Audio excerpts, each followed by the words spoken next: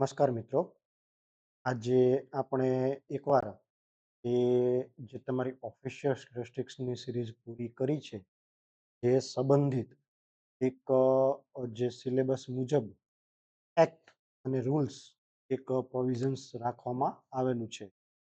જે આપણા જે નેશનલ સ્ટેટિસ્ટિકલ કમિશનનો જે ટોપિક્સ છે, એ ટોપિક્સના અંદરમાં એક શબ્દ લખેલો છે કે important act and rules regarding collection of statistics, એટલે કે જે આપણા કલેક્શન ઓફ સ્ટેટિસ્ટિક્સ એક્ટ છે એના સંદર્ભે જે રૂલ છે અને એના સંદર્ભે જે ઇન્સ્ટિટ્યૂટ ઓફ જે આપણી સ્ટેટિસ્ટિકલ છે 1959નો જે એક્ટ છે, કલકત્તા જે આઈએસઆઈ છે એનો એક્ટ, એ ને જૂનો એક્ટ, એ 4 બાબતે આજે આપણે એ જોવાના છીએ. ડીપમાં વન બાય વન એક બાબતો આપણે એ જોતા જઈએ.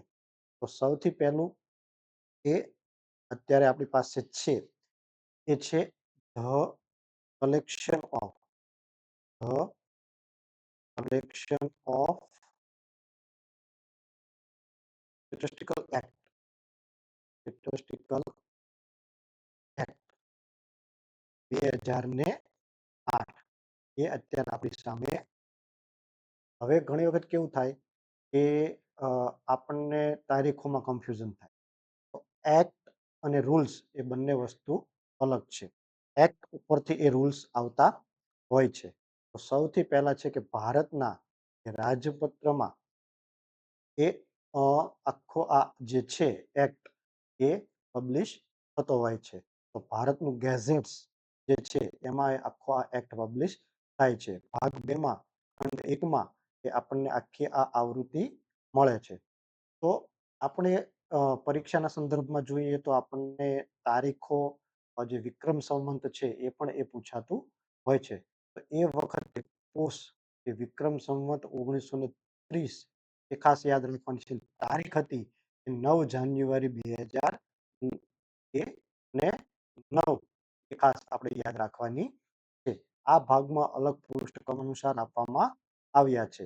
માં બહાર પાડવામાં આવેલો છે. આ એક્ટ કાયદા અને ન્યાય મંત્રાલય જે વિધાનસભા વિભાગ છે એના અંડરમાં એ બહાર પાડવામાં આવેલ છે. સત સંવત જે છે એ સત સંવત 1930 ના રોજ એ બહાર પાડવામાં આવેલું છે. અને સંસદના જાન્યુઆરી 2009 ના રોજ રાષ્ટ્રપતિની આ આપણને આ એક્ટ આપણને આપવામાં આવેલી છે. તો એ એક્ટ એ કયા નામથી ઓળખાશે? તો એ એક્ટ આંકડા એકત્રીકરણ નિયમ 2008 તરીકે ઓળખાશે. અને 2009માં એનું એ ભાગ 7માં એ રિલીઝ કરવામાં આવેલો છે. ત્યારથી એ અમલમાં આવ્યું. તો અમલની તારીખ છે આ છે અમલમાં આવેલા તારીખ છે 7 જાન્યુઆરી 2009 ના રોજ અમલમાં આવેલો છે. હવે આપણે જોઈએ ખૂબ અગત્યની બાબતો. તો અર્થશાસ્ત્ર, વસ્તી સંખ્યા, સામાજિક, વૈજ્ઞાનિક અને પરિણામલક્ષી પરિણામો માટે જે પણ બાબતો સંકળાયેલી હોય અથવા તેને આનુષંગિક બાબતો હોય, એ પ્રકારના આંકડા મેળવવા માટે થઈ અને આ અધિનિયમ એ ભારતના ગણતંત્રના 59મા વર્ષે સંસદ દ્વારા એ રજૂ કરવામાં આવેલો છે. કયા વર્ષે? તો કે 59માં, એટલે કે 2009માં એનું એ એપ્લિકેશન થયેલું છે. બાબત પણ આપણે ખાસ એ ધ્યાનમાં રાખીશું. 2009 આપણા માટે અમલી વર્ષ છે. ખાસ એ આપણા માટે ધ્યાનમાં રાખવાનું થાય. અમલનું વર્ષ કયું છે? એક્ટનું વર્ષ છે 2008. એક્ટ છે 2008. અમલ થયો 2009. અમલ ક્યારે થયો? 2009માં થયો. તો એ ખાસ આપણા માટે યાદ રાખીશું. શક સંવત કયું હતું?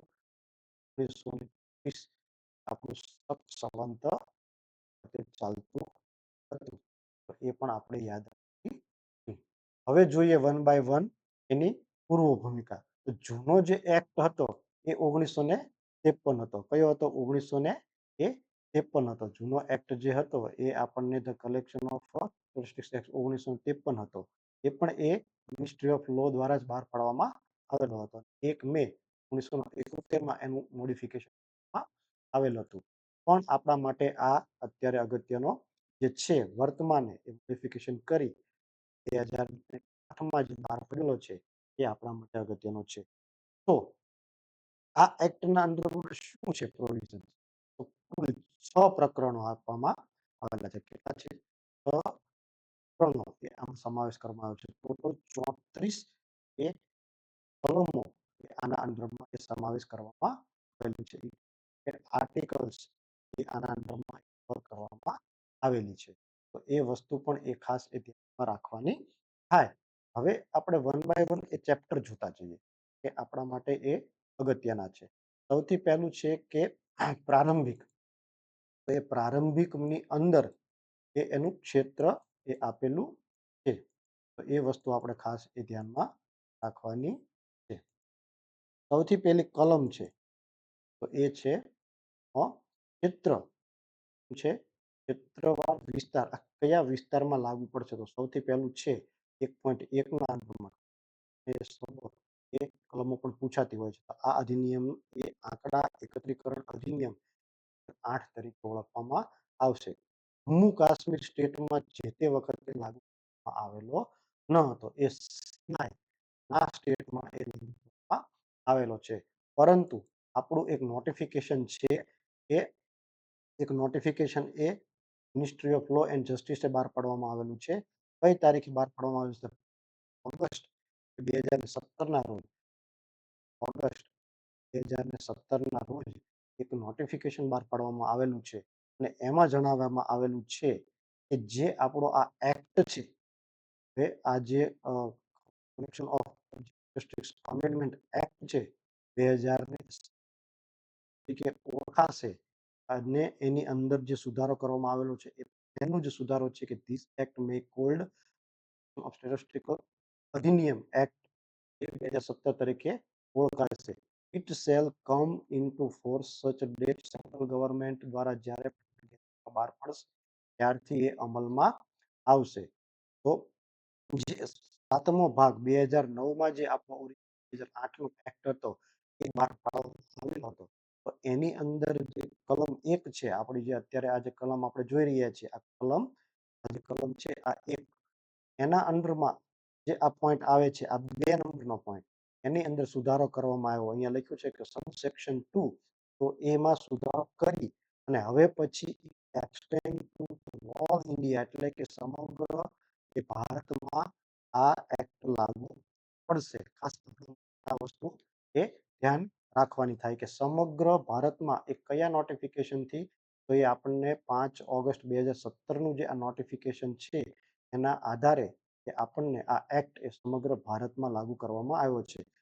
Provide it shall apply to state and which Jammu Kashmir બધું રિલીઝ સ્ટેટિસ્ટિક્સ પર્ટેનિંગ મેટર કોઈ પણ સ્ટેટિસ્ટિક્સને લગતી મેટર હોય એન્ટાયર સ્પેસિફિક એ લિસ્ટ એ જે યુનિયનના લિસ્ટમાં આવતી હોય અથવા સમવર્તી યાદીમાં આવતી હોય જે આપણું શેડ્યુલ છે જે બંધારણના 7મા શેડ્યુલની અંદર એ જે 7મી અનુસૂચિ છે એના અંદરમાં જે વિષયોની યાદી આપવામાં આવી છે. પહેલી છે યાદી એ કેન્દ્રની છે, પછી છે બીજી રાજ્ય યાદી છે અને ત્રીજી જે છે એ સમવર્તી યાદી છે. તો એની અંદરમાં આવતા જેટલા સબ્જેક્ટ છે જે સ્ટેટિસ્ટિક્સને રિગાર્ડિંગ જે છે એમાં એ હવે પછી સમગ્ર ભારતની અંદર એ આ લાગુ કરવામાં આવેલો છે. તો આ એક આખું એ સુધારો કરવામાં આવેલો છે. પછી છે એ સેક્શન 2માં જે નોડલ અધિકારીની નિમણૂક કરવામાં આવશે એ પણ એક સુધારો વન બાય વન એ જોતા જઈશું. સેક્શન 2માં જ્યારે આવશે ત્યારે. તો પછી જે 1.2 છે 1.3 છે તો એ જ્યારથી આ સત્તાવાર એ કેન્દ્ર સરકારનું જાહેરનામું બહાર પડે ત્યારથી અમલમાં આવેલો ગણાશે. તો ક્યારથી એ સત્તાવાર જાહેરનામું બહાર પાડવામાં આવેલું છે? તો એ 9 જાન્યુઆરી એટલે કે આપણા માટે આ તારીખે ખાસ છે કે 9 જાન્યુઆરી 2009ના રોજથી ગેઝેટમાં પ્રસિદ્ધ કરી આખા ભારતમાં હવે લાગુ થયેલો છે. બીજી કલમ છે વ્યાખ્યાઓ. અલગ અલગ પ્રકારની વ્યાખ્યાઓ આમાં આપવામાં આવેલી છે કે એજન્સી કોને કહેવી, સરકાર કોને કહેવી. જે આની અંદર એ કેન્દ્ર સરકારના તમામ મંત્રાલયો અથવા તમામ વિભાગોનો એક સરકાર તરીકે સમાવેશ કરવામાં એવો છે.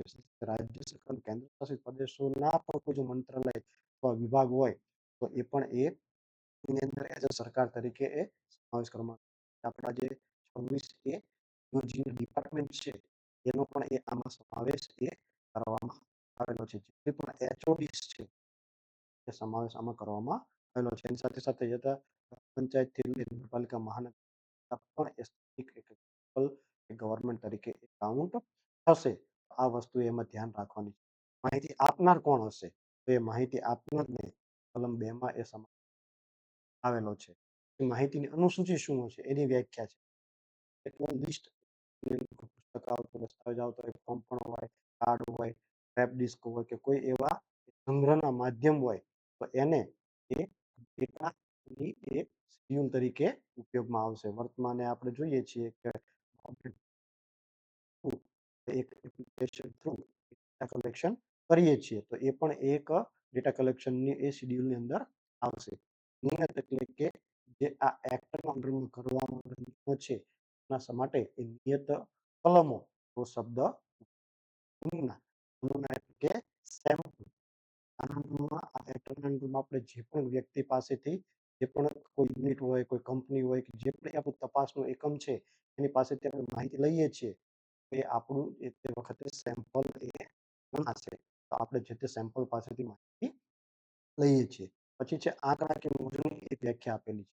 આંકડાકીય મોજણી એ શું છે? તો એની એ વ્યાખ્યા એ 2.6 માં આપેલી છે. જબલાના જમા છે તો કે આંકડા શું છે? કોઈ પણ એ પ્રકાશિત અથવા અપ્રકાશિત સ્વરૂપે અથવા કોઈ દસ્તાવેજની અંદર હોય અથવા એ તમામ પ્રકારના એ આંકડાઓ એ આના અંડરમાં એ ગણાશે. આંકડા અધિકારી કોણ? આંકડા અધિકારી એ કલમ 3 હેઠળ બહાર પાડવામાં આવેલી જે બિઝનેસ છે, કોઈ એવા સ્પેશિયલ ઓબ્જેક્ટિવ છે તો એને કલમ 4 હેઠળ નક્કી કરેલા જે અધિકારો છે એ જે વ્યક્તિને મળે છે એ સ્ટેટિસ્ટિક્સ ઓફિસર છે. સ્ટેટિસ્ટિક્સ ઓફિસર તરીકે એ રહેશે.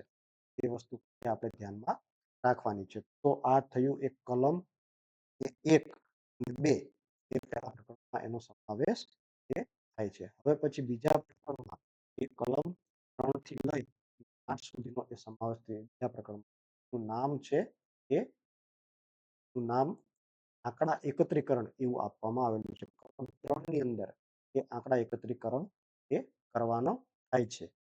અહીંયા આપણને એક 3 ની અંદર ક ની અંદર એક સુધારો કે અહીંયા આપણને બતાવેલો છે. તો આ સુધારો પણ એ આપણે ધ્યાનમાં લઈશું. હવે છે કે આ કલમના અંડરમાં કોઈ પણ એ સંવિધાનની સાથે સંઘની યાદી હોય દ્વારા જે પણ કોઈ નિર્દિષ્ટ કરવામાં આવેલી બાબતો હોય કે આંકડા એકત્રીકરણના બાબતમાં કોઈ આદેશ હોય અથવા રાજ્ય સરકાર અથવા કેન્દ્ર સરકાર પણ એ સંઘ સરકારે અધિકૃત કરેલી જે વ્યક્તિ હોય અધિકૃત એને ગણવામાં આવશે. એટલે મજકૂર એટલે એ આજે 7મી અનુસૂચિની અંદર જે પણ સબ્જેક્ટ આપેલા છે સબ્જેક્ટ માટે થઈ ને આ જે રાજ્ય દેશ કે કંઈ પણ એ બાબતે આંકડા કલેક્શન કરી શકશે. જેટલા પણ એ વિષયો છે એ બાબતે. પછી છે કે એ આંકડા એકત્રીકરણ કરવા માટે એ આ જે પ્રદેશ છે એની બહાર જશે નહીં. કે કોઈ પણ રાજ્ય છે કામગીરી બાકી હોય ત્યાં સુધી તો કોઈ પણ આદેશ કોઈ પણ પ્રકારનો એ આદેશ બહાર પાડશે નહીં. એટલે આ થયું એક આપણી કલમ 3. કલમ 4 ની અંદર આંકડા અધિકારીને સરકારને પણ એ સત્તા આપવામાં આવેલી છે. તો એ બધી સત્તાઓ એ અહીંયા આપવામાં આવેલી છે અને યોગ્ય રીતે એની સત્તા થાય પણ એ છે. આંકડા અધિકારીને એ માહિતી આપવામાં કોઈ પણ એક પત્રથી જે તે આવેલી હોય કે સંસ્થા પાસેથી પણ માહિતી શકે છે. તો એ કલમ 5 ના અંડરમાં એને પ્રોવિઝન્સ કરવામાં આવે છે. કલમ 6 ના અંડરમાં કોઈ પણ જાણકાર અથવા માહિતગારને એ ફરજ ઉપર નિમણૂક કરી શકે છે. એ વસ્તુ એમાં આપેલી છે. પછી છે મદદ કરવા માટે તપાસ એજન્સી એ પોતે જે તે આંકડા અધિકારી નિમણૂક કરી શકે.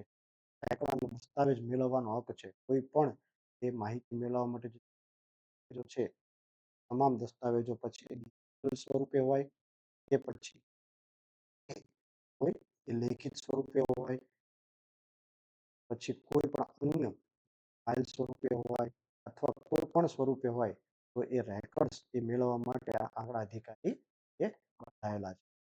પછી છે પ્રકરણ 3. તો પ્રકરણ 3 ની અંદર કેવા પ્રકારની ચોક્કસ માહિતી જાહેર કરવી નો એ નિયંત્રણ એ આમાં દર્શાવેલું છે. પ્રકરણ 3 ની અંદર 9 થી લઈ 14 સુધી કલમોમાં એ બતાવેલી છે. માહિતીની સલામતી, જે પણ માહિતી કલેક્શન કરવામાં આવે છે એ સલામત રહે, કારણ કે આપણે કોઈ વ્યક્તિની એવી કોન્ફિડેન્શિયલ માહિતી ખોવાઈએ છીએ, ત્યારે એ માહિતી રાખવી અતિ જરૂરી છે. તો માહિતીની સલામતી જળવાય એ પણ એ ખૂબ અગત્યની બાબત. ત્યાર પછી છે ચોક્કસ માહિતી જાહેર કરવા માટે અધિકૃત યોગ્ય સરકારની એ નિમણૂક કરવી. એટલે સરકાર જ્યારે કોઈ પણ એવા જાહેર દસ્તાવેજ માંગે ત્યારે એ જાહેર તરીકે જનતાએ થવા પડશે. તેઓના ફાળવવામાં આવેલ વર્ગીકરણ અથવા જો હોય તો સામેલ વ્યક્તિઓની સંખ્યા સહિતની માહિતી આપનાર નામ આપવી પડશે. શુદ્ધ આશયથી અથવા સંશોધન હેતુસર માહિતી જાહેર કરવી.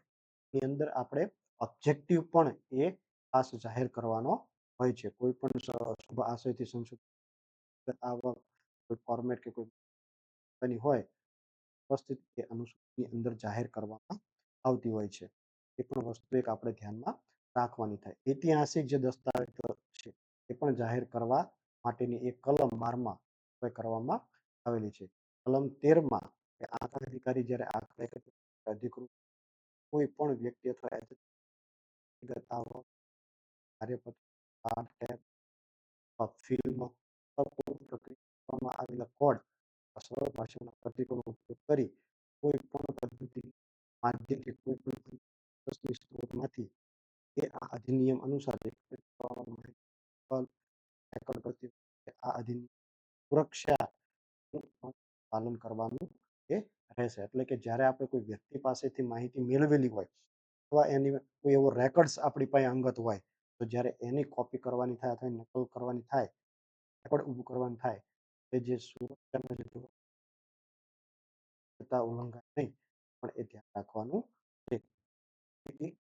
ના ઉપયોગ પર નિયંત્રણ, કારણ કે આ માહિતી એ કોઈ વ્યક્તિગત હોય છે અથવા કોઈ એવા પુરાવા હોય છે, તો જ્યારે કોર્ટ કે અથવા એવા સરકાર પોતે સમન્સ બજવી અને જ્યારે માગે ત્યારે જ એને આપવાના હોય છે. આમ કોઈ કાયદા હેઠળ આ જાહેર કરતા નથી. પછી છે તો આ થઈ પ્રકરણ 3. હવે છે કે કોઈ પણ માહિતી આપણે જે મેળવેલી હોય, કોઈ વ્યક્તિ અથવા કોઈ સંસ્થા આપવા માટે મનાઈ કરે તો એની પાછળ એના અને દંડની જોગવાઈ પણ એ રાખવામાં આવેલી છે. કલમ 15 થી લઈ અને કલમ 24 એ આ પ્રકરણની અંદર એ વિવિધ પ્રકારના એ કલમ 15 ની અંદર કોઈ વ્યક્તિ માહિતી આપવાનો ઇનકાર કરે અથવા એ એની અવગણના કરે, કારણ કે આપણે સરકાર તરફથી કેન્દ્ર સરકાર, રાજ્ય સરકાર, કેન્દ્ર સરકાર અથવા લોકલ ગવર્મેન્ટ, ગ્રામ પંચાયત તરફથી કોઈ વ્યક્તિ એ માહિતી લેવા માટે જાય છે, તો કોઈ પણ વ્યક્તિ એ ચોપડા, વાઉચર, દસ્તાવેજો અથવા અન્ય કોઈ પણ એવા રેકોર્ડ્સ કે જે હોય છે એ આપવાની ના પાડે તો એ આના કલમ 15 હેઠળ એનું એ હોય છે. એવું કોઈ પણ એ રેકોર્ડ્સ એ પોતે છુપાવી શકે. પોતાના નિવેદન જાહેર કરવા બદલ ઘણી વખત એવું થાય, વ્યક્તિ પોતે પોતાની સાચી હકીકતો રજૂ ના કરે તો એની પાછળ એ પોતાના ખોટા નિવેદનો આપી દે. એના માટે પણ એ કેદ ₹1000 સુધીનો એ દંડ હોય છે. કંપનીના કિસ્સામાં જો કોઈ કંપની પાસેથી માહિતી રજિસ્ટર એ કંપની એક્ટના હેઠળ નોંધાયેલી કંપની પાસેથી જો આપણે માહિતી લેવા જઈએ અને માહિતી ના આપે, એની પણ એ ₹5000 સુધીનો એ દંડ હોય છે. આ રીતે જાણીબુજીને કોઈ એવું ખોટું અથવા ગેરમાર્ગે આપે, કોઈ એવી માહિતીની અનુસૂચિ પત્રક, સીડી કે આપણને ક્વેશ્ચનમાં ન આપે તો એના પાછળ એ આપણે આના અંડરમાં એ જોગવાઈ છે. કલમ 17 ની અંદર માહિતી ફાડી નાખે અથવા એને કોઈ બીજી ત્રીજી રીતે ઉપયોગ કરે. ઘણી વખત આપણો જે ગણતરીદાર અથવા કોઈ જે માહિતી મેળવનાર વ્યક્તિ છે એ આંકડા અધિકારી વતી જ્યારે ગ્રાસરૂટ લેવલ ઉપર ગ્રામ પંચાયત કે બીજી લેવા જાય ત્યારે સામેવાળી વ્યક્તિ એ જાણી જોઈ ફોર્મનો નાશ કરી દે. કે આપણને જે ફોર્મમાં માહિતી લેવાની છે તો તે દસ્તાવેજો આપણે ઊભા કરેલા છે એ નાશ કરે અથવા ફાડી નાખે અથવા ફેંકી દે અથવા કોઈ ત્રાહિત વ્યક્તિને આપી દે તો એ વ્યક્તિ 6 મહિના સુધીની એ મુદત માટેની સાદી કેદ અને 2,000 રૂપિયા સુધી પણ એ દંડની જોગવાઈ આ કલમ 17 આવેલી છે. કલમ 18 એ કર્મચારીઓને મુશ્કેલીમાં મૂકવા બદલ જ્યારે આપણે માહિતી લેવા જઈએ છીએ ત્યારે આપણને ખોટી બીજી ત્રીજી રીતે ત્રાહિત પક્ષદાર દ્વારા જો કોઈ આપણા એ સરકાર દ્વારા નિમણૂક કરવામાં આવેલા સત્તા આપવામાં આવેલી છે માહિતી લેવા માટેની અને એવી સરકાર વતી એ નિમણૂક કરવામાં આવેલ છે. કોઈ ત્રાહિત વ્યક્તિ દ્વારા જો એને મુશ્કેલી એ કરવામાં આવે અથવા કોઈ એને પ્રોબ્લેમ્સ ઊભા કરવામાં આવે અથવા એને કોઈ એવી રીતે શારીરિક માનસિક રીતે એને છેડવામાં આવે અથવા તકલીફ પહોંચાડવામાં આવે એ બે છે અને એ 10,000 સુધી એ પણ એ કરી શકાય છે. તો એ પણ એ વસ્તુ કલમ 18 ના અંડરમાં આપવામાં આવેલી છે. પછી અન્ય આ સિવાયના કોઈક ફોર્મ ફાડી નાખે કે નુકસાન કરે સિવાયના પણ એ ગુનાઓમાં એ જે જોગવાઈ છે એ કલમ 19 અંડરમાં આપવામાં આવેલી છે. કોઈ પણ રીતે એ આ જે એક્ટ છે એના સંદર્ભમાં રહી એ બાબતોનું ઉલ્લંઘન કરે અથવા એ પાલન કરવાનું ચૂકી જાય તો પણ એ આવી રીતે આ જે કલમ છે 19 એના અંડરમાં એ ગુનાને પાત્ર થાય છે. કર્મચારી દ્વારા પોતાની ફરજો અને કામગીરી બજાવવામાં ભૂલ થઈ હોય પણ એ કર્મચારીને પણ એ દંડની જોગવાઈ આમાં કરવામાં આવેલી છે. આપણને ઘણી વખત પરીક્ષાના સંદર્ભે એવું પૂછાય કે વ્યક્તિઓને સજા કરવા માટેની કઈ કલમો છે. જ્યારે ભરનાર જે વ્યક્તિ છે ઘણી વખત એવું થાય કે જાણીબૂજીને એ ખોટું લખે સામેવાળી વ્યક્તિએ જવાબ કંઈક અલગ આપેલો હોય અને આપણે કંઈક એ નોંધીએ અલગ પત્રકમાં કંઈક અલગ જાહેર કરીએ તો પણ એ ખોટી બાબત થાય. પછી છે આપણે ફરજો એ બજાવવાની ડોળ કરતા હોઈએ અને જે રીતે અધિકૃત કરવામાં આવ્યા છે આપણને જેટલી સત્તાઓ આપવામાં આવી છે એ સત્તાઓના બહારે જઈ અને આપણે કંઈક એવી વિશેષ માહિતી મેળવવાનો પ્રયત્ન કરીએ અથવા જે આપણે જે માહિતીની ગોપનીયતા જાળવવાની છે કારણ કે આ બધી વ્યક્તિગત કંપનીની એ પોતાની એક કોન્ફિડેન્શિયલ માહિતી હોય છે તો એ માહિતીની ગોપનીયતા જાળવવા માટે ફેલ જાય તો પણ એને આ 20 ગના અંડરમાં એને એ 10,000 રૂપિયા સુધી શરૂઆતમાં 2,000 રૂપિયા સાદી કેદ અને વધીને 1,000 સુધી એ દંડની જોગવાઈ છે. પછી છે કર્મચારીનું નામ ધારણ કરવા માટે દંડ. ઘણી વખત કેવું થાય કે કોઈ ત્રાહિત વ્યક્તિ કોઈ કર્મચારી આઈ કાર્ડ કે એને એ નામ ધારણ કરી એ શબ્દ અથવા વર્તન અથવા વ્યવહારથી અધિકૃત રીતે દેખાવ કરે અને તો પણ એવા કિસ્સામાં એટલે કે ડુપ્લિકેટ વ્યક્તિ બની અને પણ એ કોઈની કોન્ફિડન્શિયલ માહિતી કરવા જાય તો એને એ સાદી કેદ અને 2,000 રૂપિયા સુધીની જોગવાઈ કરવામાં આવી છે. સામાન્ય દંડ તો એમાં એવું છે કે અન્યત્ર કોઈ પણ રીતે કે જ્યારે દંડની જોગવાઈ કોઈ કિસ્સામાં ન કરવામાં આવી હોય ત્યારે એ વ્યક્તિ આપણે જો કોઈ આ કાયદાના ભંગ કરવામાં આવે તો 6 માસ સુધીની સજા સાદી કેદ અને 2,000 એ મિનિમમ એ આના અંડરમાં એની જોગવાઈ કરવામાં આવેલી છે. પછી છે કંપની દ્વારા જે ગુનાઓ કરવામાં આવતા હોય તો એના માટેની કલમ 23 એ સ્પેશિયલ છે. એ પણ આપણે ખાસ યાદ રાખીશું કે કલમ 23 ના અંડરમાં કોઈ કંપની પોતે ગુનાના અંડરમાં આવે હોય છે ગુનાની જાણકારી તો એ ગુનાની જાણકારી સરકાર વતી અધિકૃત કરવામાં આવીને આંકડા અધિકારી જે છે એ દ્વારા ફરિયાદ કરવામાં આવી હોય તે સિવાય કોઈ પણ અદાલતમાં ગુનાની મેટ્રોપોલિટન મેજિસ્ટ્રેટ હોય અથવા મેજિસ્ટ્રેટ હોય છે એ આ કરવા પાત્ર થશે. એનાથી એ નીચેના કોઈ પણ વ્યક્તિ આવા માટે શિક્ષા કરી શકે નહીં. માત્ર એ ગુનાની અધિકારી આવા વ્યક્તિને કરવાની થાય. એના માટે કામ ચલાવવા માટેની મંજૂરી એવું થાય કે આંકડા અધિકારી આચરવામાં આવેલા ગુના નહીં યોગ્ય સરકારની સંમતિ વગર એ પોતે એની સામે એક્શન ન લઈ શકે.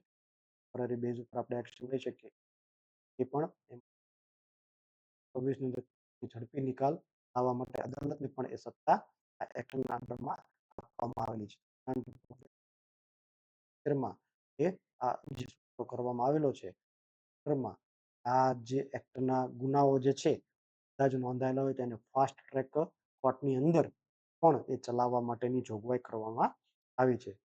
પ્રકરણ 5 ની અંદર એક જ કલમ સમાવેશ થાય છે જેમાં હાર્દરૂપ આંકડા જોઈએ તો આ અધિનિયમમાં સમાવિષ્ટ જોગવાઈ ફરતે પૂર્વગ્રહ રાખ્યા વગર કેન્દ્ર સરકાર સત્તાવાર રાજપત્રમાં જાહેરનામા દ્વારા આધારરૂપ આંકડાઓ તરીકે રાષ્ટ્રીય આંકડાઓ એકત્રીકરણ માટે કોઈ પણ વિષય વખત જાહેર કરે વિષય આંકડાઓ એકત્રીકરણ અને પ્રચાર વિનિમય માટે પણ તેને જરૂર કરાર કરી શકે. એટલે ઘણી વખત આપણને એવું થાય કે જે આપણે અનુસૂચિ છે 7મી અનુસૂચિ એ સિવાય પણ સરકાર કોઈ એવો નવો વિષય આવે ઘણી થાય કોઈ એવો નવો વિષય ઊભો થાય એના સંદર્ભે કંઈક આંકડા કલેક્શન કરવું પડે એકત્રીકરણ કરવું તો એ સરકાર પોતે એ વિષયની એ અનુસૂચિ કરી પણ એ કાયદાની દ્રષ્ટિએ એનું માહિતીકરણ કરી શકશે. એ જોગવાઈ કલમ 27 ની અંદર એ જાહેર કરવામાં આવ્યું છે કે આ જે આંકડાઓ છે એ આપણા ધારો કે આપણે કોવિડ હતું અમુક એ પ્રકારના ડેટાઓ જાહેર કરવા માટે સરકારે એ આરોગ્યની અંદરમાં આખો એક સબ્જેક્ટ એડ કરેલો કે પેન્ડેમિક ડેટા ડેટા જે છે એને મેળવવા માટે એ ઇમરજન્સી એ કોઈ પણ સર્વે હાથ ધરવા પડે એવા સમયે આ સંબંધિત સત્તા એ પ્રકરણ 5ની કલમ 27 થી એ મળે છે. ત્યાર પછી છેલ્લું પ્રકરણ છે મિસલેનિયસ એટલે કે પ્રકરણ જે બધી વધારાની બાબતો છે કોણ આદેશ આપશે તો આદેશ આપવાની સત્તા એ કલમ 28ની અંદર એ છે.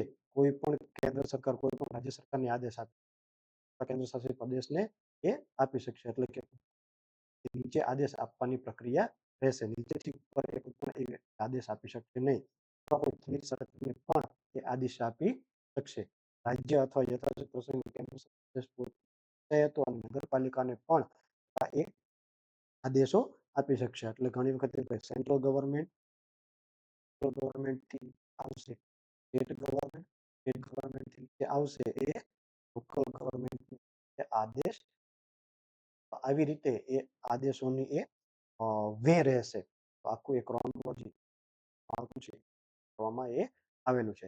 ત્યાર પછી સરકારી કર્મચારીઓ કોણ રહેશે અધિકારી નિયમના એકત્ર થવા એને જે સત્તાવાર આંકડાની જે તૈયારી કરવા માટે એ પણ વ્યક્તિને નિમણૂક કરવામાં આવેલી છે એ સરકારી કર્મચારી ગણાશે. ભારતીય દંડ 1960માં કલમ 21ના અર્થઘટન જે કરવામાં આવેલું છે એ સરકારી કર્મચારી એ ગણાશે. ક્ષેત્રાધિકારીમાં વાત કે આપણે એ આંકડા અધિકારી પોતાના ક્ષેત્ર જઈ એ કોઈ પણ પ્રકારની કે કોઈ પણ પ્રકારનો દાવો કે કોઈ પ્રકારનો કેસ એ નહીં આ એક્ટ પણ એ જોગવાઈ કરવામાં આવેલી છે.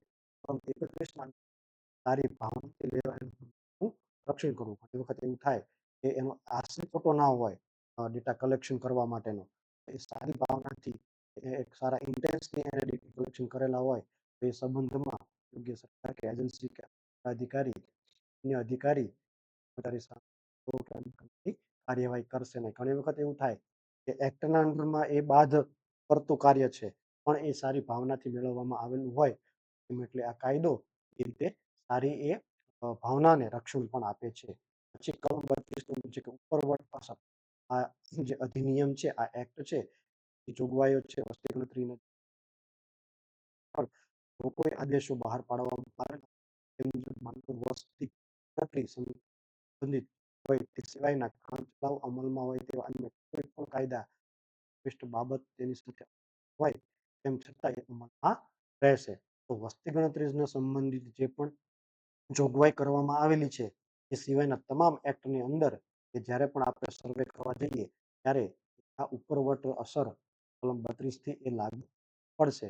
પછી જે નિયમો કોણ બનાવશે તો નિયમો બનાવવાની સત્તા પણ એ કેન્દ્ર સરકાર એ પોતાના સત્તાવાર રાજ્ય પત્ર એટલે કે ગેઝેટ્સની અંદર જે પ્રસિદ્ધ કરે એ જ જાહેરનામાથી આ અધિનિયમની અંદર કોઈ પણ એ નવો નિયમ એડ કરવામાં આવશે. રાજ્ય સરકાર પોતે આના નથી કે પોતાની વિધાનસભા કે વિધાન પરિષદની અંદર કોઈ પણ એ એક્ટમાં કે કોઈ પણ કલમમાં સુધારો વધારો કરી શકતી નથી. માત્ર ને માત્ર કેન્દ્ર સરકારને પોતાનું સત્તાવાર ધ ગેઝેટ્સ ઓફ ઇન્ડિયાની અંદર નોટિફિકેશન જાહેર કરી અને એ દિવસથી એ નોટિફિકેશન જે દિવસથી જાહેર થાય એ દિવસથી પછી એ જે તે એક કલમની અંદર એ સુધારો કરવામાં આવેલો હોય એ લાગુ પડે છે. જે રીતે આપણે અહીંયા જોયું કલમ 3 એના અંદરમાં એ કલમ પેટા જે છે એ સુધારો કરવામાં આવ્યો પછી આજે એક નવી જોગવાઈ કરવામાં આવી છે.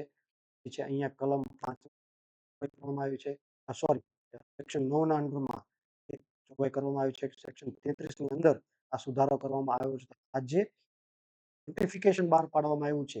એની અંદર જે કલમો છે, કલમ 1 ની 1.1, 1.2 કલમ જે આ છે, સેક્શન 1 ની 1.2, તો એ બધી રીતે જે સુધારા છે એ પોતે કરી શકશે. તો એ નિયમ બનાવવાની સત્તા જે છે, નિયમ બનાવવાની સત્તા એ આપવામાં કલમ 33 આપવામાં આવેલી છે. લોક અથવા અપવાદ આંકડા એકત્રીકરણ અધિનિયમ હવે 56 કરવામાં આવે છે અને એની જગ્યાએ નવો એ અધિનિયમ 2008 એ લાવવામાં આવે છે અને બીજા બધા સુધારા થયા ત્યારથી લઈ 2017 એ આ એક્ટ 2017 પછી લેવામાં આવશે.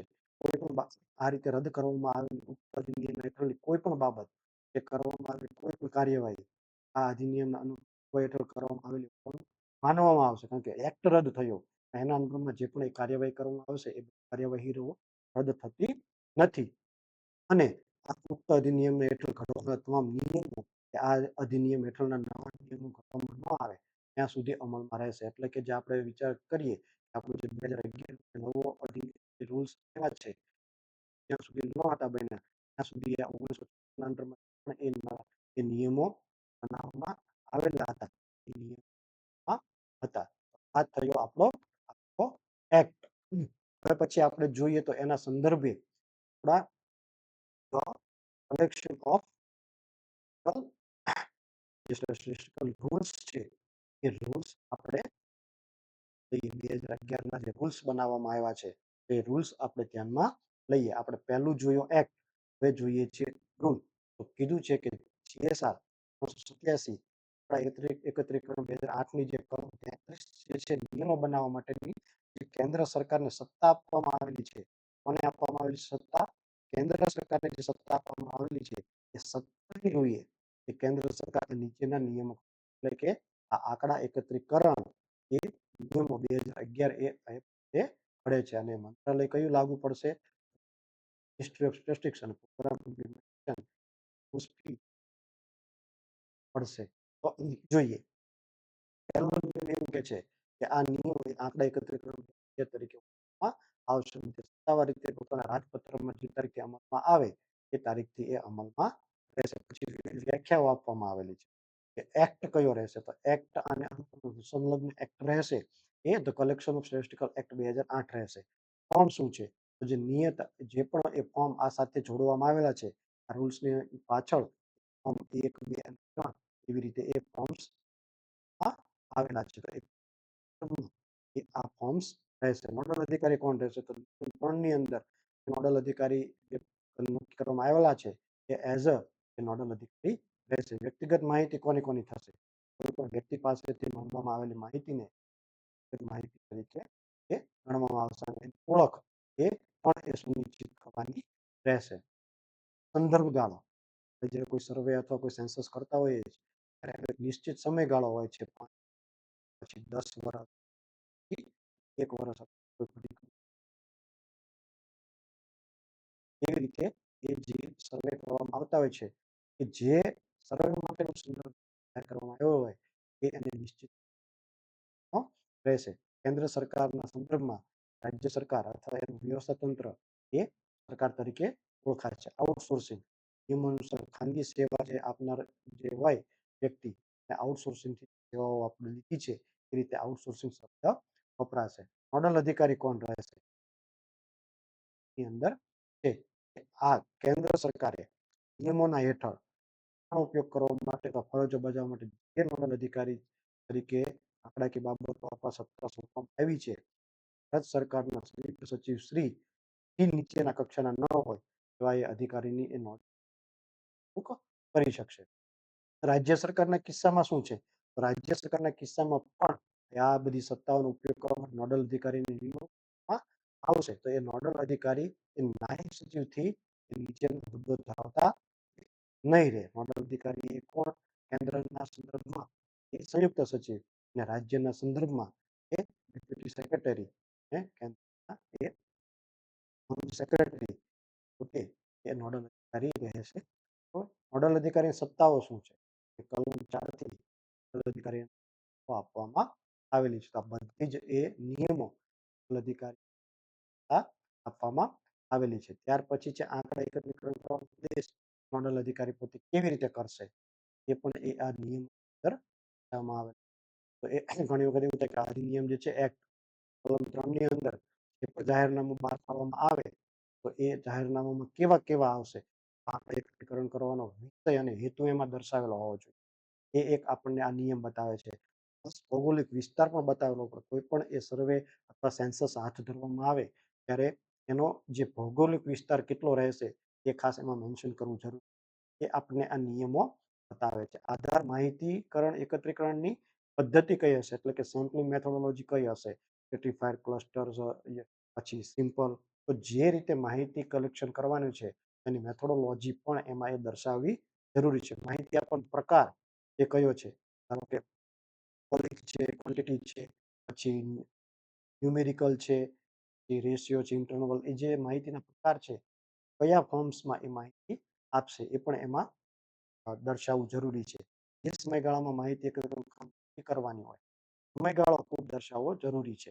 ઘણી વખત આપણને ખબર પડે કે આપણે જ્યારે વસ્તી ગણતરી કરતા હોય ત્યારે 31 માર્ચ પહેલા એને જાહેર કરવાનું પહેલા ગણતરી હોય તો સંદર્ભ વર્ષ કેટલું ઘણી વખત સેન્સસ હોય તો સેન્સસના સંદર્ભમાં પાછળના 10 વર્ષ એ એનો સંદર્ભ ગાળો થાય. પર્ટિક્યુલરલી એક વર્ષે આપણે જ્યારે સર્વે કરતા હોઈએ તો પર્ટિક્યુલરલી વર્ષ એ સંદર્ભ વર્ષ તરીકે ધ્યાનમાં લેવાનું હોય છે. એકત્રિત કરવાની માહિતીનો પ્રકાર કયો છે એ પણ એમાં દર્શાવવો જરૂરી છે. માહિતગાર દ્વારા માહિતી જે પણ પ્રશ્નમાં રજૂ કરવાની હોય એ ભાષા ગુજરાતી ભાષા છે એની અંદર એ ફોર્મ્સ બનેલા હોવા જોઈએ. માહિતગારની ફરજ શું છે એ પણ વ્યક્તિ એ માહિતી લેવા જાય છે એટલે કે ગણતરીદાર એ પોતે જ્યારે માહિતી લેવા જાય છે અથવા સુપરવાઇઝર એ પોતે સુપરવિઝન કરે છે એના રૂલ્સ અને રેગ્યુલેશન શું રહેશે અને કઈ કઈ બાબતો ધ્યાનમાં રાખવાની છે પણ એનો હોવું જોઈએ. કામકાજના રેકોર્ડ્સ એ તપાસવા માટે કેવા પ્રકારના બીજા સાથે રેકોર્ડ્સ એ લઈ જશે કે પછી આઈ કાર્ડ લઈ જશે એમ આઈડી સાથે રાખવાનું રહેશે જે આવેલો હોય સરકાર દ્વારા એ સાથે રાખવાનું જે પણ છે બાબતો એ બાબતો એ લઈ જવાની રહેશે.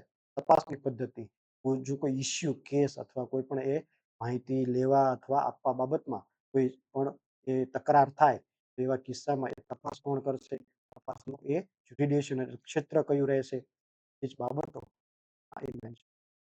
આવે છે. તો આ નિયમ એ નિયમ 5 ની અંદર આ બધી જ બાબતો એ જાહેર કરવી જરૂરી છે. પછી છે માહિતી અનુસૂચિમાં નિયત કરવા માટેના સિદ્ધાંતો જે આપણે શિડ્યુલ બનાવી રહ્યા છીએ શિડ્યુલ બનાવવા માટે જે નિયમો ધ્યાનમાં લેવાના છે એ જ નિયમ આવેલા છે. તો એ પણ એ ખાસ આપણા માટે અગત્યના છે. પછી આ નિયમના અંદરમાં આંકડા અધિકારીની નિમણૂક કેવી રીતે કરવી આંકડા અધિકારીની નિમણૂક કરવામાં જે પણ બાબતો રાખવાની છે સૌથી પહેલા આંકડા એકત્રીકરણ કરવા માટે એનું નામ એનું સરનામું એ જાહેર કરવું જરૂરી છે. આંકડા એકત્રીકરણ કરવા માટે કોઈ એજન્ટને સામેલ કરવાનું હોય કંપનીને લીધેલી અથવા કોઈ સંસ્થાને ધ્યાનમાં લીધી વ્યક્તિગત વ્યક્તિ હોય તો એને જે હેતુ નીમવામાં આવેલી હોય તો એ હેતુ અને એને સલામતીની શરતો પણ એ આમાં ધ્યાનમાં રાખવી જોઈએ. જરૂરી ફોર્મ્સ અને વિગતો જે છે સમયગાળાની એ બધું જ આંકડા અધિકારી આપણા દ્વારા રજૂ કરવી જોઈએ. કોઈ પણ આંકડા અધિકારી અધિનિયમની એટલે કે કલમ 4 જે છે એક્ટની એની પેટા કલમ 4 ના 6 હેઠળ જે આપવામાં જેટલી પણ સત્તાઓ છે એ સત્તા ઉપયોગ કરી શકશે. આંકડા અધિકારીની નિમણૂક આ સાથે જોડાયેલું ફોર્મ 1 છે એ કરવાની રહેશે. તો એમનામાં આંકડા અધિકારીની નિમણૂક એનું જે નિયત ફોર્મેટ આપેલું છે એ ફોર્મેટમાં આંકડા અધિકારી કરવાની રહેશે. પછી રૂલ્સના નિયમ 8 માં આંકડા અધિકારીની નામની નોંધણી તો એ ફોર્મ 2 ની અંદર જેની નિમણૂક કરવામાં આવી હોય તો એને એ શરતો અને ભૌગોલિક વિસ્તાર સંબંધિત જે પણ એ રેકોર્ડ નિભાવશે ફોર્મ 2 ની અંદર એને હોય છે. પછી છે એ નિયમ 9 નિયમ 9 ની અંદર આંકડા અધિકારીની સત્તા અને કામગીરી કરવાની રહે છે એ મળે છે. એના નિયમો બનાવેલા છે. આંકડા એકત્રિત કરવા માટે સર્વે કરવો એકત્રીકરણ કરવા માટે એજન્સી નિમણૂક કરવી એજન્સી એટલે આપણે આઉટસોર્સિંગથી જેની નિમણૂક કરતા હોઈએ છીએ એ. એકમાં આંકડા એકત્રીકરણ કામગીરી માટે સંકળાયેલ જે પણ વ્યક્તિઓ છે એન્યુમરેટર એની બાંહેધરી મેળવવી કે અમે આ કામ કરવા માટે બંધાયેલા છીએ. એ પણ ખાસ એક અગત્યની બાબત છે. સુસંગત માહિતી એ અનુસૂચિ તેમજ આંકડા એકત્રીકરણ પદ્ધતિઓ નક્કી કરવામાં જે આવેલી હોય એ પણ એમાં મેન્શન કરવી જરૂરી. આ બધા જ નિયમો એ એના સંદર્ભમાં છે. પછી છે નિયમ 10 કે આંકડા એકત્રીકરણમાં કોણ મદદ કરી શકે? કેન્દ્ર સરકાર, રાજ્ય સરકાર અને સરકારો એ આંકડા એકત્રીકરણ કરવા માટે આપનારા જાહેર કરશે કે કયા વ્યક્તિઓ કઈ બાબતો પાસેથી કોઈ એકમ છે, યુનિટ છે, કંપની છે, ફેક્ટરી છે એમની પાસેથી આપણે માહિતી લેવાની છે એ આંકડા દ્વારા એ અધિકૃત માટે અગાઉથી નોટિસ પણ એ મતલબની મોકલી શકશે કે અમે આવી રીતે એક હાથ ધરી રહ્યા છીએ. તો જે બાબતની એ વ્યક્તિને માહિતી આપવા માટે આપ બંધાયેલા છો કે આપ આપવા માટે ધ્યાનમાં રાખશો. એ રીતે આપણને નિયમ 10 થી એ વ્યક્તિને એ નોટિસ આપવા માટે પણ અથવા લખવા કોઈ પણ પત્ર એ લખવા માટે એ સત્તા મળે છે. સંવેદનશીલ વિસ્તારો હોય ત્યાં આંકડા એકત્રિત કેસમાં ગંભીર આંકડા અધિકારીએ પોલીસની મદદ લેવી, અર્ધ સરકારી સશસ્ત્ર દળ જે સીઆરપીએફ છે અથવા લોકલ જે હોય છે એ પણ એ મદદ પોતે લઈ શકે છે. પોતે આવી રીતે પત્ર પાઠવી મદદ માંગી શકે છે. માહિતી રજૂ કરવાની ફરજ કે જે રીતે આપણા એક્ટની કલમ 6 ની અંદર આપવામાં આવેલું છે એ રીતે એને માહિતી એ આપવામાં જે ફરજ એ પાડવામાં આવશે. દરેક માહિતી પૂરી પાડનાર આંકડા એકત્રીકરણ ને સુસંગત એની જે માહિતી છે દસ્તાવેજો કે જે રેકોર્ડ છે માંગવા માટે અધિકારી એ પણ વ્યક્તિને અધિકૃત રહેશે. વાળું આઈ કાર્ડ સાથે એ વ્યક્તિને આપશે. કારણ કે જે એની સામે રજૂ કરશે કે આંકડા અધિકારી અથવા અંગે આ રીતે રેકોર્ડ દસ્તાવેજ એ આવશે. જ્યાં સુધી એ ઓથેન્ટિસિટી ના હોય ત્યાં સુધી એ માહિતી એ પોતે રજૂ કરી શકશે નહીં. કુટુંબના વડા આશ્રિત સહિત જરૂર પડે ત્યારે સભ્યોના નામ, સાચી વિગતો, અન્ય રેકોર્ડ્સ, દસ્તાવેજો એ પણ રજૂ કરવા માટે એ જવાબદાર રહેશે. અનાથ આશ્રમ હોય, વૃદ્ધાશ્રમ હોય, પાગલખાના હોય એ બધી સંસ્થાઓના સભ્યોને પણ લાગુ એમને પણ જરૂરી રેકોર્ડ્સ એ જવાબદારી સંસ્થાના વડાની આવેલી છે. આઉટસોર્સિંગથી જે પણ આપણે એજન્સી રાખવામાં આવેલી છે એની એ સામાન્ય બોલીઓ શું રહેશે એ પણ આની હેઠળ એ જાહેર કરવામાં આવેલી છે. પછી છે વ્યક્તિગત માહિતીનો ઉપયોગ કરવા પર પ્રતિબંધ. કોઈ પણ વ્યક્તિ અધિકૃત ઉપયોગ જાહેર ન કરી શકે કરી શકે નહીં. કારણ કે આ વ્યક્તિની માહિતી હોય છે, કંપનીની માહિતી હોય અથવા કોઈ એવા યુનિટ્સની માહિતી હોય એ બધી એ સેન્સિટિવ હોય છે. ઘણી વાર મહિલાઓ, બાળકો બાબતની અથવા કોઈ રોગ છે અથવા ગુપ્ત રોગોની પણ એ માહિતી લેવામાં આવતી હોય છે. એ બધી જ માહિતી ઉપયોગ કરવામાં આવતો નથી. એજન્સી દ્વારા જે પણ વ્યક્તિને એ માહિતી ઉપયોગ કરવા લિસ્ટ કરાર કરવામાં આવ્યો છે પોતે એની જવાબદારી અને એનો હેતુ સમજી એનો ઉપયોગ કરવાનો રહેશે. ઘણી વખત એક સરખા માહિતી આપનારો પુનરાવર્તિત આંકડાકીય મોજણીના કિસ્સામાં એજન્સીએ અગાઉ એકત્રિત કરવામાં આવેલી વ્યક્તિની માહિતીનો ઉપયોગ કરી ફક્ત માહિતી આપનાર ઇન્ટરવ્યુ ગોઠવવા, માહિતી આપનારનો સંપર્ક કરવા માટે પણ એ આવી રીતે એનો એ ઉપયોગ કરવાનો રહેશે. એજન્સીએ ડેટા પ્રોસેસિંગ માહિતી સુરક્ષા સાથે કરવાનો રહેશે. એ પણ આની અંદર જોગવાઈ કરવામાં 14 ની અંદર માહિતીદાતા આંગણમાં પ્રવેશ કરવાનો અધિકાર કે આપણે કોઈ પણ વ્યક્તિ જ્યારે માહિતી લેવા જઈએ ત્યારે દિવસે 10 થી વાગ્યા સુધી બંને પક્ષ એ પોતાની રીતે મુલાકાતીઓ એક કે જે વ્યક્તિના પ્રાંગણમાં જવાનો એ આપણને મળે છે. કોઈ વ્યક્તિ ક્યાં ફરિયાદ કરી શકશે, આંકડા અધિકારી કેવી રીતે કરી શકશે ફરિયાદ એ પણ આની સાથે એ ધ્યાનમાં રાખવાનું હોય છે. તો એ પણ એ આપણે નિયમ 15 હેઠળ એ ફરિયાદ કરવાનો, ડેટા અને રેકોર્ડ્સનો સંગ્રહ કેવી રીતે કરવો, કર્યું છે. એક્ટની કલમ 13 અંડરમાં જે પણ સરકાર અથવા રાજ્ય સરકાર હોય એને જે રીતે એ સંગ્રહ કરવા માટેની આપવામાં આવેલી હોય છે એ રીતે વ્યવસ્થિત રીતે અથવા એ રેકોર્ડ સ્વરૂપે એ રાખવાની હોય છે. તો આ થઈ ટોટલ 16 પ્રકારના અલગ અલગ નિયમ કે આપણને આ જે 2013નો જે છે એના અંદરમાં બનાવવામાં આવેલા છે. હવે એના અંદરમાં અમુક ફોર્મ્સ છે. ફોર્મ 1 છે કે આપણને જે આ 2008ના જે નિયમ છે આ હેઠળ વ્યક્તિની નિમણૂક કરવાની એટલે કે આંકડા અધિકારીની નિમણૂક કરવાની છે. એ નિમણૂક કરવા માટે જે પણ એ વિગતો જાહેર કરવાની થાય વિગતો જાહેર ફોર્મ છે.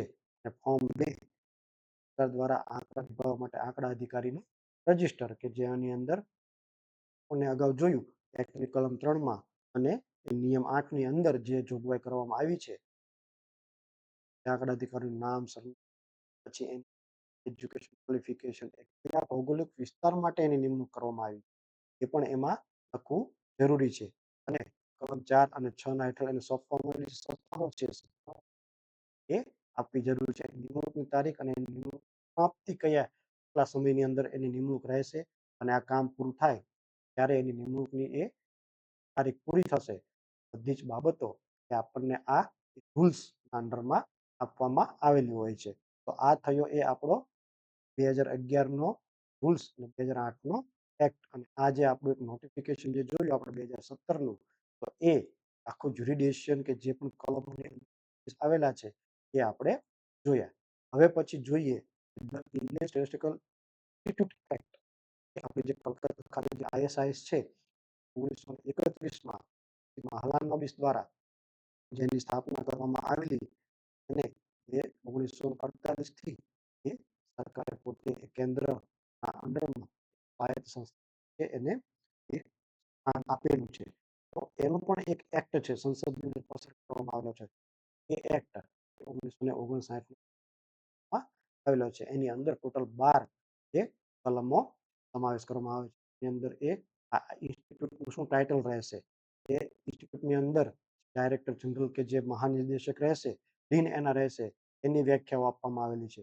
ઇન્સ્ટિટ્યૂટનું ડિક્લેરેશન એ શું રહેશે કે આખા રાષ્ટ્રના ઇમ્પોર્ટન્ટ માટે એ એનું એને નિમણૂક કરવામાં આવેલી છે. એની ગ્રાન્ટ કોણ આપશે તો ગ્રાન્ટ અથવા એની લોન કઈ જગ્યાએથી લઈ શકશે ગવર્મેન્ટની છે એટલા માટે સેન્ટ્રલ ગવર્મેન્ટ તરફથી એ લોન કે ગ્રાન્ટ મેળવશે. ઓડિટ પણ એ એકાઉન્ટ ઓફ ઇન્સ્ટિટ્યૂટ એ કરશે. એકાઉન્ટ જનરલ ઓફ જે ઇન્ડિયા હોય છે એ એનું કરશે. એની prior approval of central government necessary એને જે પણ એ સેન્ટ્રલ ગવર્મેન્ટ પાસેથી નેસેસરી એપ્રુવલ લેવાની હોય છે અગત્યની તો એ બધી જ એ સરકાર પાસેથી રહેશે. કોન્સ્ટિટ્યુશન ઓફ કમિટી એ કોઈ કમિટી બનાવવાની જરૂર પડે કોઈ જ્યારે વર્કિંગ આ ગ્રુપને તો સેન્ટ્રલ ગવર્મેન્ટ થઈ એ પોતે કમિટી બનાવી શકશે. કલમ 9ની અંદર એ રિવ્યુ એનો રિવ્યુ થશે દર વર્ષે એનો પોતાનો રિપોર્ટ્સ એન્યુઅલ રિપોર્ટ્સ આપશે.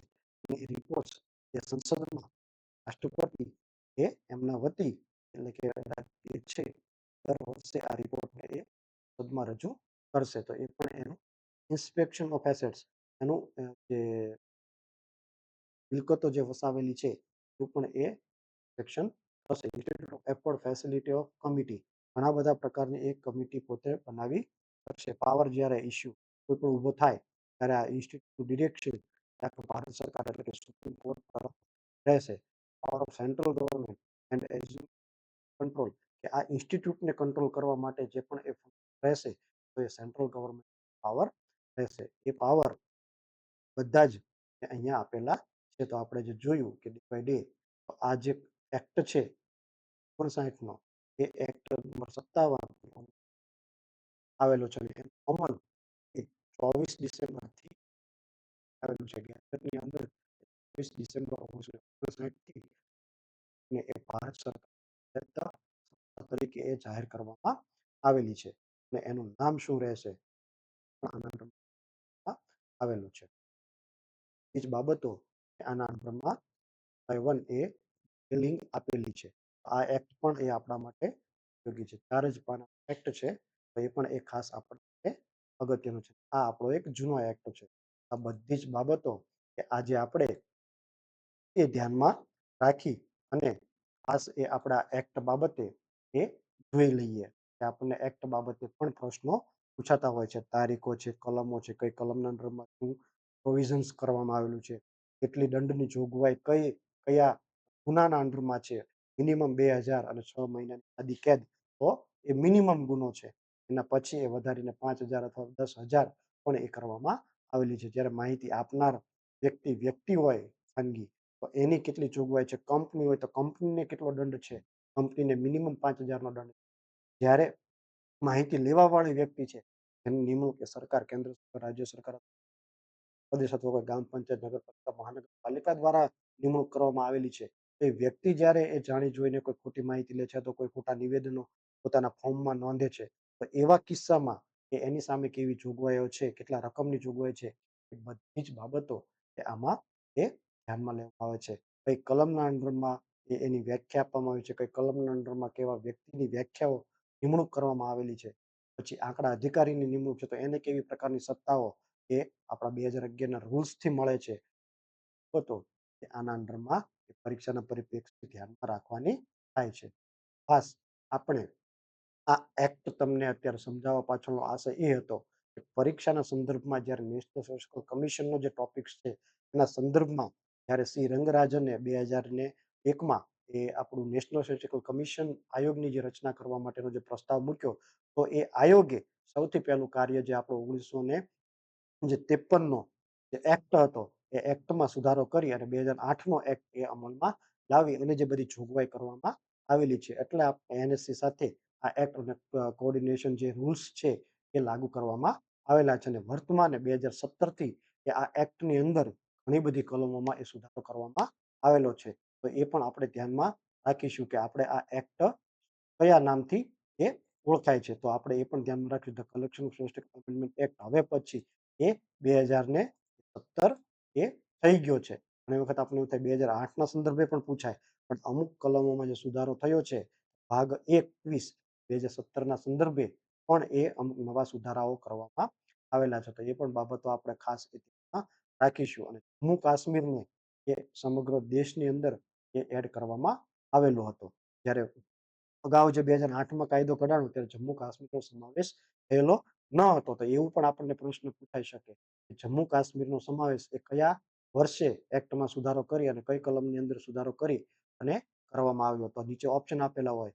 સુધારો 2017માં કરવામાં આવ્યો, કલમ 1.2ની અંદર સુધારો કરવામાં આવ્યો અને હવે પછી સમગ્ર દેશની અંદર એ આ એક્ટને લાગુ કરવામાં આવ્યો. તો આ 3 સ્ટેટમેન્ટ આપ્યા હોય. પછી નીચે તમને ઓપ્શન આપ્યા હોય કે ઓપ્શન 1 સાચો, સ્ટેટમેન્ટ 1 સાચું, સ્ટેટમેન્ટ 1 2 સાચા, સ્ટેટમેન્ટ 1 2 ને 3 સાચા અથવા ઉપરના એક પણ સ્ટેટમેન્ટ સાચા નથી. તો આ પ્રકારના મલ્ટી ટ્વિસ્ટ પ્રશ્નો એ તમારી સાથે આવી શકે છે. તો આપણે ઘણી બધી બાબતો એ ડીપમાં તમને બતાવી.